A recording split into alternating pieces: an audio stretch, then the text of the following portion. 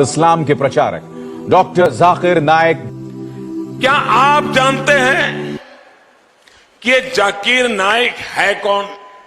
Doctor Zakir Naik. Way for our Sheikh, Dr. Zakir Naik.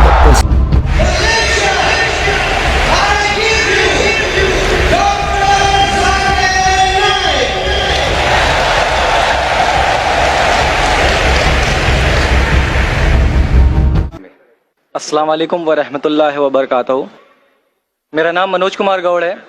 मैं UP east Kanpur का रहने वाला हूँ। मैं अभी जस्ट मुंबई में नया हूँ। मुझे यहाँ पे कोई नहीं जानता, कुछ दीनी भाई हैं जो मुझे जानते हैं यहाँ पे। सबसे पहले मैं आपका शुक्रिया अदा करना चाहता हूँ इस मंच के थ्रू, जो हमारे डॉक्टर जाकिर भाई ने यहाँ के थ्रू इतने सारे लोगों के बीच में मुझे ये मौका दिया कि मुझे आ करके अपनी किसी बात को कहने का मौका मिले। मैं एक ऐसी फैमिली से बिलोंग करता हूँ जो कि इतनी सेपरेट फैमिली है, जो कि मुसलमान का नाम नहीं सुनना चाहती है। इवन मेरे घर में मुझे पीस चैनल को देखने और सुनने की परमिशन नहीं है। फिर भी अल्लाह तबारक व तआला का एहसान है, करम है उनका कि मैं अपनी फैमिली का सबसे बड़ा बेटा हूँ और मुझको अल्लाह तबारक व तआला ने चुना और जरिया बना पीस चैनल, जिसपे मैं डॉक्टर जाकिर नाइक और डॉक्टर इसरार अहमद, शेख सनाउल्लाह, जिनकी तकरीरें सुनता था, जिनसे मेरे सारे मिसकंसेप्शंस दूर हुए। और यूपी ईस्ट का रहने वाला हूँ। मेरी उम्र 25 साल है। मैं मुंबई में पहली बार आया हूँ। मैं यहाँ पे किसी को नहीं जानता था और अल्लाह तबारक व तआला से यही दुआ करता था कि अल्लाह ताला जब आपने मेरे को यहाँ तक पहुँचाया है कि इस्लाम को सही और गलत का जो मेरा कन्फ्यूज़न था वो सारा दूर हो चुका, तो अब मुझे ऐसी जगह पे पहुँचाइए जहाँ पे मैं इस्लाम को पूरी तरह से फॉलो कर सकूँ। क्योंकि मेरी फैमिली में पूरे के पूरे फैमिली के मेंबर्स अगेंस्ट, कोई भी बंदा मेरी बात सुनने के लिए तैयार नहीं। मैं अपने घर में इस तरह से रहता था कि जैसे एक लैंडलॉर्ड या कोई किराएदार रहता है, बिल्कुल इस तरीके से बिल्कुल नेग्लेक्ट करके वो लोग मुझे रखते थे। मैं ये मैसेज उन अपने घर वालों को भी और उन हजारों लोगों को जो मुझे यूपी ईस्ट के जानते, पूरे यूपी ईस्ट का पूरा बंदा जो भी मुझे देख रहा होगा, जो मुझे जान रहा होगा, उन तक ये मैसेज पहुंचाना चाहता हूँ कि इस्लाम कोई भी ऐसा काम नहीं करता है जिससे किसी माशरे को नुकसान पहुंचता हो। ये कोई टेररिज्म नहीं है, ये कोई ऐसा काम नहीं करता जिससे किसी को नुकसान पहुंचता हो। एक ऐसी फैमिली का बंदा जो कि मुसलमान के लिए इतनी गलत फहमी रखता हो, उसी घर का सबसे बड़ा बच्चा बाहर निकल करके इस बात को बताने के लिए तैयार है कि वो उनका दिमाग है, ये इस्लाम की तरफ से नहीं मिला है। तो मैं इस बात को कहना चाहता था, इस बात को बताना चाहता था। मैंने कभी सोचा भी नहीं था कि मुझे मौका मिलेगा कि मैं डायरेक्टली डॉक्टर जाकिर साहब के सामने आके उनका शुक्रिया अदा कर पाऊंगा। और जब मैंने पीस चैनल देखा तो पीस चैनल के थ्रू मुझे ये पहले पता चला, क्योंकि मैं इससे पहले कुछ सोचता ही नहीं था। जो जिंदगी चल रही है वो जिंदगी मेरे लिए काफी थी। माँ है, बाप है, घर का सबसे बड़ा था, मैं एक वेल एस्टेब्लिश फैमिली का बंदा था, तो मुझे ऐसा कुछ सोचता ही नहीं लगता था कि मुझे कुछ और भी करना चाहिए। लेकिन जब इस चैनल को देखा तो वाकई में मुझे पता चला कि मैं जहाँ पे हूँ ना वो कुछ भी नहीं है। असल जिंदगी तो मौत के बाद है, क्योंकि मेरी जिंदगी जो है ना वो सिर्फ यही सोचती है कि मैं जो कुछ भी सोच रहा हूँ मेरी जिंदगी के दायरे में है। लेकिन असल जिंदगी जो शुरुआत होती है वो मौत के बाद। हमारे वेद हमें सिखाते हैं नातस्य प्रतिमास्ति, फिर भी हम प्रतिमा को मानते, मूर्ति को मानते, देवी देवताओं को मानते।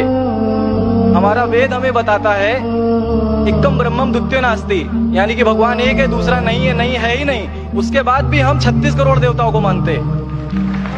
तो हम अपने वेद को क्यों नहीं पढ़ते, हम अपने वेद को क्यों नहीं देखते कि हमारा वेद हमें क्या सिखाना चाहता है। पे ना जाए, अगर कोई मुसलमान गलत करता है तो हम ये नहीं सोचे कि वो इस्लाम है। वो मुसलमान गलत हो सकता है लेकिन इस्लाम गलत नहीं हो सकता। तो इसलिए मेरा पूरा का पूरा मैं मुकम्मल हूँ अल्हम्दुलिल्लाह। और अपनी जिंदगी में इस खुशी को महसूस करते हुए, ये खुशी आप सारे भाइयों से बांटते हुए, सारी बहनों से बांटते हुए, सारी माओं से बांटते हुए, आप सभी के सामने ये इकरार करता हूँ कि अल्लाह के सिवा कोई माबूद नहीं है। ये मेरी फैमिली वाले या मेरे यूपी वाले या जितने भी लोग देख रहे हो, मैं इस बात को कबूल करता हूँ कि मैं इस्लाम में हूँ। माशाअल्लाह, मैं आपका शुक्रगुजार हूँ।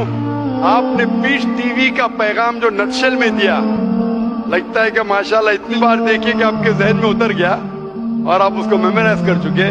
मैं शुक्रगुजार हूँ आपका कि आपने पीस टीवी का मैसेज एक नटशल में दिया।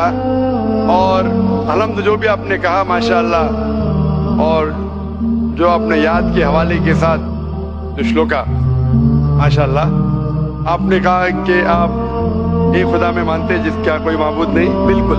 आप मानते हैं मोहम्मद सल्लल्लाहु अलैहि वसल्लम आखिरी पैगंबर है? कोई शक नहीं। आप इस्लाम कबूल करना चाहते हैं मेरे? बिल्कुल। माशाल्लाह। आप पे कोई जबरदस्ती कर रहा है? कोई जबरदस्ती नहीं है, कोई दबाव- कंफ्यूजन नहीं है, वेल सेटिस्फेक्शन है without any pressure. With your heart, माशाल्लाह। आप तो शहादत की कंडीशन भी रख लिए पीस टीवी से, माशाल्लाह।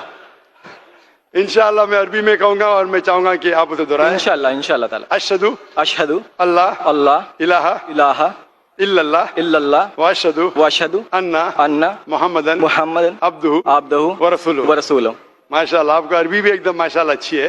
मैं गवाही देता हूँ मैं गवाही देता हूँ कि अल्लाह अल्लाह के अलावा के अलावा कोई माबूद नहीं कोई माबूद नहीं और मोहम्मद मोहम्मद सल्लल्लाहु अलैहि वसल्लम सल्लल्लाहु अलैहि वसल्लम उसके बंदे उसके बंदे और पैगंबर है। और पैगंबर है। माशाल्लाह, मेरे हिसाब से आप दिल से पहले से ही मुसलमान थे, अभी लोगों के सामने जाहिर किया।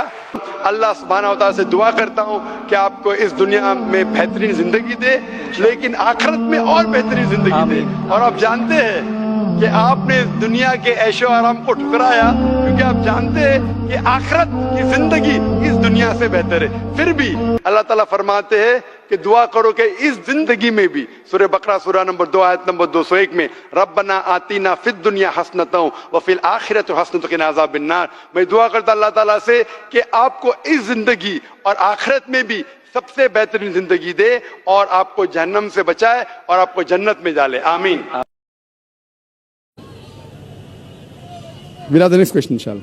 Dr. Zakir Naik, firstly, I am greeting you as a namaste, and I am feeling very honored to talk with you, see you. My name is Ashok Kumar Vyas. I belongs from Hindu Brahmin and living in Bada Bazar. My question is, in previous day, I read in newspaper, then one person in sleeping mood giving divorce to his wife is right or wrong? And what is the validity of this type of divorce? When he was sleeping, he tell talak, talak, talak and giving divorce to his wife. भाई साहब सवाल पूछे कि अभी उन्हें paper में पढ़ा कि एक आदमी ने नींद के अंदर अपने बीवी को तलाक तलाक तलाक कहा। अगर कोई नींद के अंदर तलाक तलाक तलाक कहता है तो क्या तलाक हो जाती है? तलाक होने के काफ़ी शराइत है, बहुत से है, वक्त नहीं है। लेकिन अगर कोई बिना होश में नहीं है, चाहे वो शराब की हालत में है, चाहे वो नींद में है, अगर तलाक कहता है तो तलाक नहीं होती, चाहे नींद में हो या शराब की हालत में। शराब की हालत में भी आदमी का होश नहीं रहता है, या नींद के अंदर है, नींद में तो उठा तलाक तलाक बोला तो तलाक होती ही नहीं, उसे होश में होना चाहिए। और तलाक के काफ़ी शराइत है।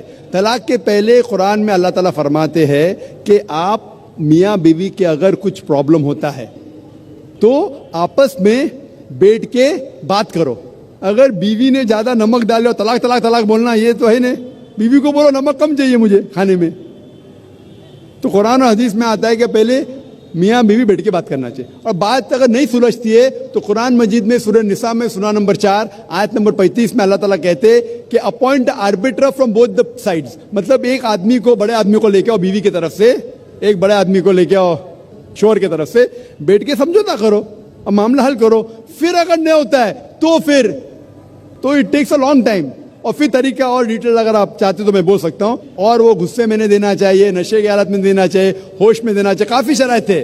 वो बीवी हैस में नहीं होना चाहिए, she should not having menstrual period, बहुत से शराइत है। ये शराइत होने के बाद फिर तलाक होती है। उसका इद्दा पीरियड है 3 महीने का और काफ़ी प्रोसीजर है। लेकिन आपका मेन सवाल था, अगर नींद की हालत में कोई तलाक देता है तो तलाक नहीं होती है। Thank you, sir. Hope that answers the question.